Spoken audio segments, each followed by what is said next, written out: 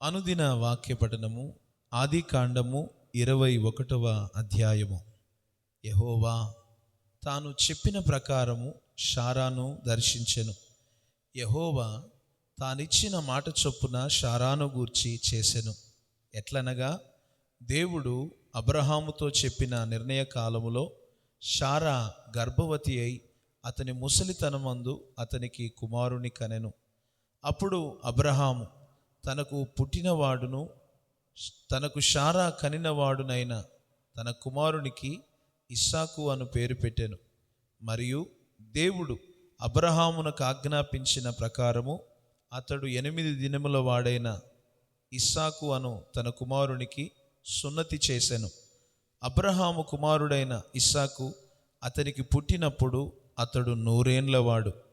అప్పుడు షారా, దేవుడు నాకు నవ్వు కలుగజేసెను, వినువారెల్లా నా విషయమై నవ్వుదురనెను. మరియు షారా పిల్లలకు స్తన్యమిచ్చునని ఎవరు అబ్రహాముతో చెప్పును? నేను అతని ముసలితనమందు కుమారుని కంటిని గదా అనెను. ఆ పిల్లవాడు పెరిగి పాలు విడిచెను.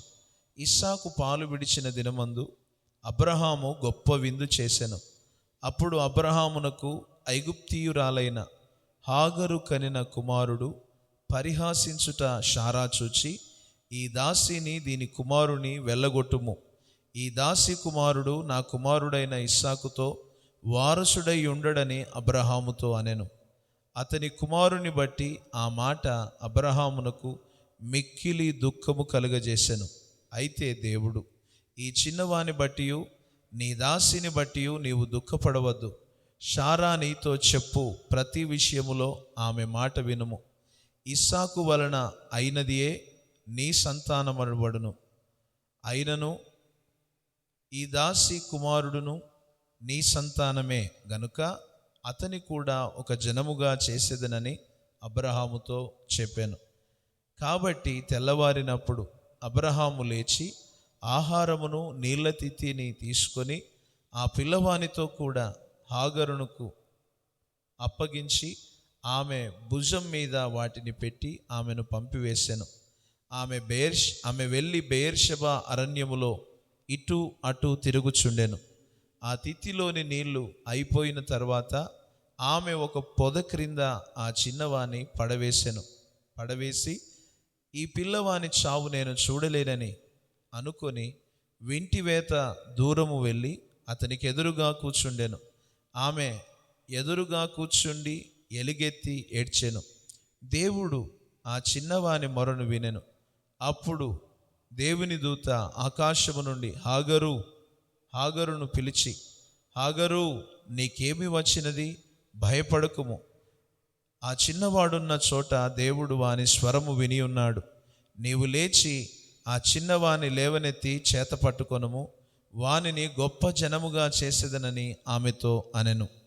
మరియు దేవుడు ఆమె కన్నులు తెరిచినందున ఆమె నీళ్ల ఊట చూచి వెళ్ళి ఆ తిత్తిని నీళ్లతో నింపి చిన్నవానికి త్రాగనిచ్చెను. దేవుడు ఆ చిన్నవానికి తోడై ఉండెను. అతడు పెరిగి పెద్దవాడై ఆ అరణ్యములో కాపురముండి విలుకాడాయను. అతడు పారాను అరణ్యములోనున్నప్పుడు అతని తల్లి ఐగుప్తు దేశము నుండి ఒక స్త్రీని తెచ్చి అతనికి పెండ్లి చేసెను. ఆ కాలమందు అబీమెలెకును అతని సేనాధిపతి అయిన ఫీకోలును అబ్రహాముతో మాట్లాడి, నీవు చేయు పనులన్నిటిలోనూ దేవుడు నీకు తోడై ఉన్నాడు గనుక నీవు నన్నైనను నా పుత్ర పౌత్రాదులనైనను వంచింపక నేను నీకు చేసిన ఉపకారము చొప్పున నాకును నీవు పరదేశివై ఉన్న ఈ దేశమునకు చేసేదనని దేవుని పేరట ఇక్కడ నాతో ప్రమాణము చేయుమని చెప్పెను.